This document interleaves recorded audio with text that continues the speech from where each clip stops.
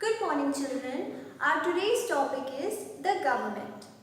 Children, you must have heard about various terms like the legislative body, the council of ministers, the prime minister, the state head, the government, etc. You must have heard about all these terms in the news headlines. But have you ever wondered that what do these terms means, or who are they, or what are they, and why are they important for us, and what will happen if they are not there at all in our country? So, in this chapter, we will be studying about the meaning of government, its functions, its various types, and its organs. Okay? So, let's take a small example of our school itself to understand this word government even more better. When you come to your school, you see that there are various people for different type of jobs or work that has to be done in the school. It cannot be run by one single person. That one single person who is heading the school or who is the head of the school, he or she needs the help or the support of the other people who are present there inside the school organization. For example, the workers are there to keep your classrooms and toilets clean, to keep your playground clean and neatly trimmed and mowed, right? Then you have your teachers who give you knowledge, who help you to become a better person. Then you have office workers who looks after the accounts department, who are there to do various other jobs related to the fee deposition. And then there are other workers who help in the building of school organization even more better. Then you have drivers who take you from school to home and from home to school. And then there is one person who is the head of the school organization, which is the principal. So there is one person in the whole organization who makes the rule and other people have to follow it. And if a child does anything wrong, then what does your teacher do? The teachers, they are free to apply any punishment which is suitable for you as per the instructions and guidelines of the head of the organization, that is your principal, right? Isn't it so? So the same thing happens in our country. Our country is headed by the Prime Minister and he is helped by different other ministers known as the Council of Ministers to look after the administration of the whole country. Without their help and support, the Prime Minister won't be able to look after the whole country on his own. Do you think so? Is it possible? It's not. Okay, so in a layman language, in simple language, let's understand what is a government. So, a government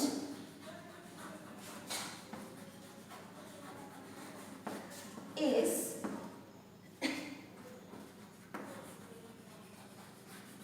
a body of ministers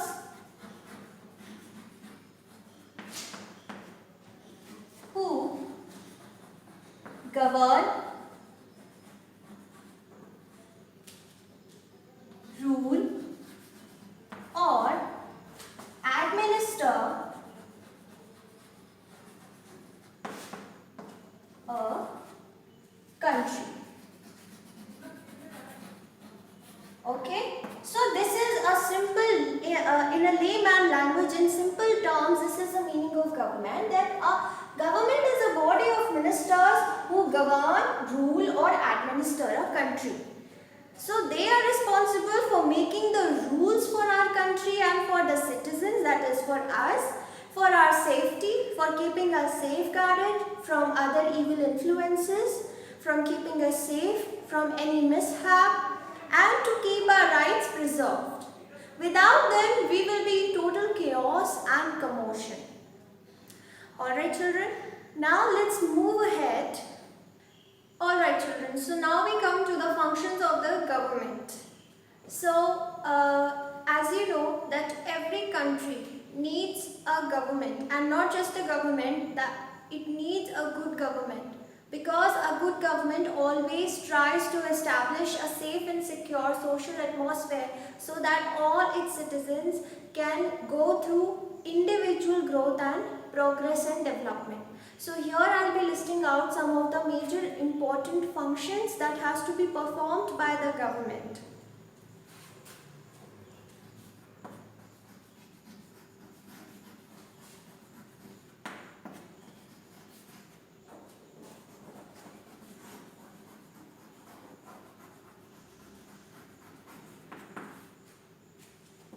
So let's see the first one.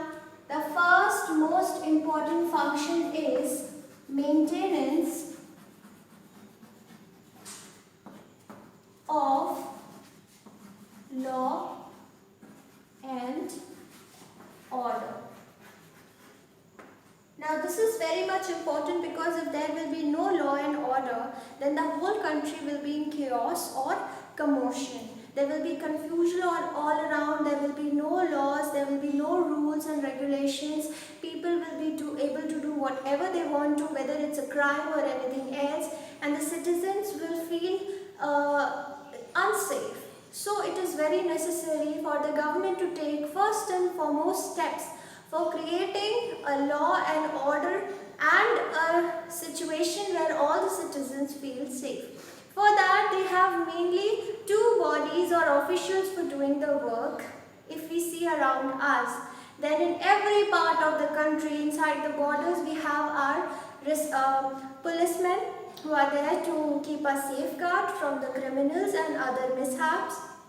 Then there are army men who are fighting at the borders of our country, who are keeping the enemies from other countries away from attacking us, and without them I don't think, children, that we would be able to survive even for one single day. So you should always be grateful for policemen and army men that they are protecting you, and you should always try to be a good citizen. Okay? Now next function, eradication of poverty.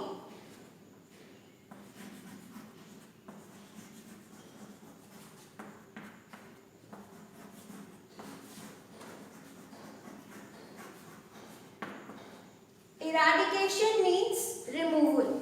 So a good government always try to see that the people are not only just surviving, they are able to afford the basic necessities of their life, that is food, clothing and shelter. For that the government keeps on trying to introduce and implement various schemes and policies which are there to help the people who are living below poverty line, so that they could benefit from it and could purchase food grains and other basic materials at a very low cost in comparison to what we in general are able to purchase it, because maybe they are not having that good job opportunities in their hand, because they could not have better education facilities just like we could have. So the first lesson of social studies is always about being grateful for whatever you have with yourself, and second is about being a good citizen, children. So eradication of poverty means that the government always try to remove or lessen down the level of poverty. Poverty means it's a situation when a person is unable to afford his basic necessities like food, clothes and home. So in this case, the government helps such people to easily purchase or afford these facilities. Okay. Then next is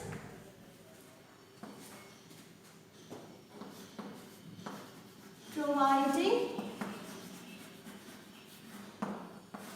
health facilities. Now, without good health, can you play sport? Can you focus on study? Can you concentrate on any other work of your life? No. So for that you need to have a good health. Similarly applies to every person in general. So the government always try to provide good health facilities to every person either living in urban or rural area. Especially it focuses on the people who are living in rural area, that is away from the city area, in village area, who are not much educated or much aware about the new science and technologies that we know of. So in this case the government plays a very a very important role as they try to make several awareness campaigns to create awareness about certain diseases and its cure, medicines, vaccinations among the people, and then it applies the schemes which are helpful to develop the health of the people living in every sector of the country. So its third most important function is to provide the health facilities to not just the urban people but also to the rural people, so that all the people from all the sectors of the country, they have a good health. Next function is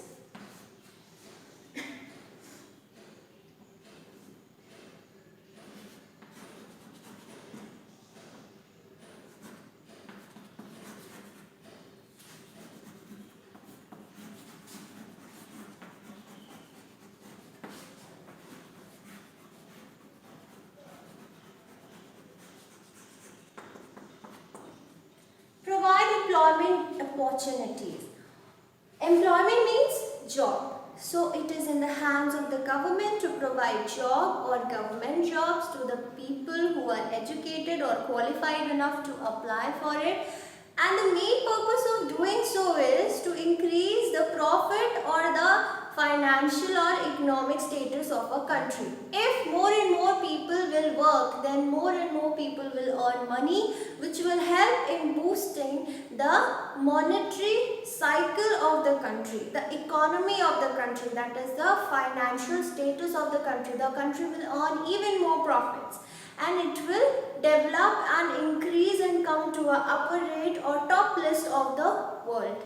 So employment opportunities not only help the individual or the citizens, but it also helps the government directly or indirectly. Next is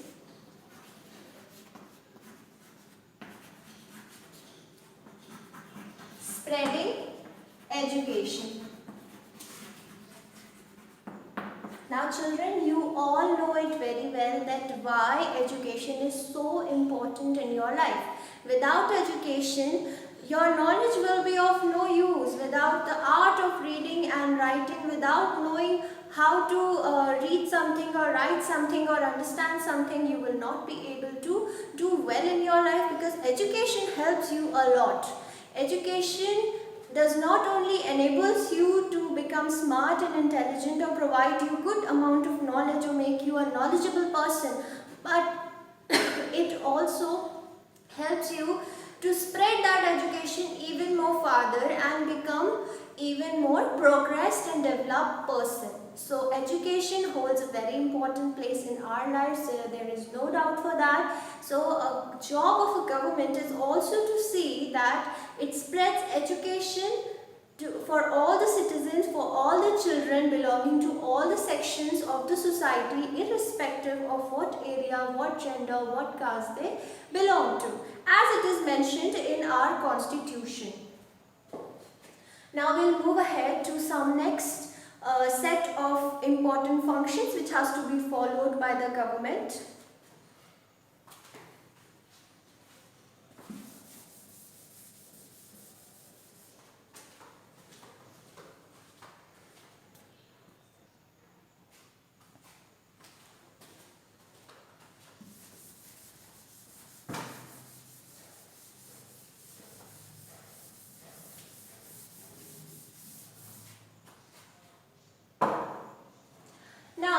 Next we have last two major and important functions of the government, which are maintaining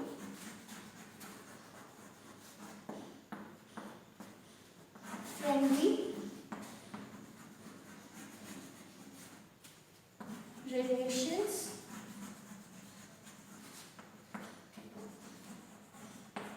with other countries. Now, a government has it also has to see that it maintains a friendly and amicable relationship with other foreign countries, so that in times of need or emergency, our country is able to take help from those countries with which our government has maintained friendly relationship. For example, suppose, just for example, example, if a war is going on and say there are three countries X, Y, Z, okay? So country X is fighting against country Y and it needs a help of a country regarding the weapons and the ammunitions and the aircrafts to fight against that country. So country X will take the help of country Y and then they will together merge and combine to form a team and fight against country Z. Okay, so this is why all the presidents, the prime ministers and the heads of the country or territories, they try to maintain a friendly relationship with other foreign countries. So, not only in the times of need or emergency or warfare, it also has to maintain a social reputation. There are various reasons, children, actually why a country or the government maintains a friendly relationship with other foreign countries. The reasons can be due to the need of warfare, due to the need of any medical help, due to the need of any emergency, or due to just simple maintaining a social reputation or relationship with other countries. So, a government has to see that it maintains friendly relationship with other countries. And yes, one more reason, it also has to see that the country is never surrounded by enemies. It is very bad when a country is going down or it's facing losses. It can face losses. Losses and profits, they are a part of life. So a country or a government, whenever it's going down the lane or whenever it's going down on the graph, it's facing a lot of losses, not only in the financial sector but also in the social sector. It has to see that there are few countries or government who are standing by its side to help it out. So, to maintain this social reputation and to keep the enemies away, the government see that they maintain a diplomatic or a friendly relation with other countries. Okay. Then the last function is providing public facilities. Public facilities means those facilities which are of use for all the citizens of the country in general and in all. So these public facilities can be water supply, then electricity supply, then public transport, then health and hygiene. Yes, what else? Then it provides us government schools. Then it also provides us government clinics and government dispensaries or government hospitals. So you see, these are various public facilities which are provided by the government of a country. They give us water supply, in return of which we have to pay water tax every year. Then they give us electricity, they provide us electricity. All the electricity that is coming in your home is being provided by the government, for which your parents are paying taxes every month by the name of electricity tax. Then transport, public transport such as the public buses, public cabs, public taxis which are issued under the name of government or which are issued by the government. They are very well example of this. Then health and hygiene means again the health facilities, the hygiene facilities, the Nagar Nigam workers, the sweepers, they come daily to your locality to clean the roads, streets and to take away the garbage that has been left by you in a tightly wrapped packet outside your home. They clean your colonies as well as your area. So these workers are working for the government and for you. So these all facilities are provided by the government. Lastly, it also provides government schools, especially in the rural areas where there is a very little concept of private schools. As the private schools, they charge little bit higher than the government schools. So why does the government charge less amount of fees from the rural people? Because the employment generation, the employment opportunity, the earning capabilities, or sometimes due to the lack of education, the people who are living in the rural areas or in the outskirts areas of the city, they are unfortunately not able to afford higher education. So what is the aim of the government? What did I told you in the last set of functions? That the main aim of the government also covers spreading education. So just to benefit these people who are belonging to a poor family or who are living below poverty line, who are barely able to manage their 2 meals per day, the government provides government schools for such children so that they are not away from the education and they also can take the benefit of education like we normal people are able to do that.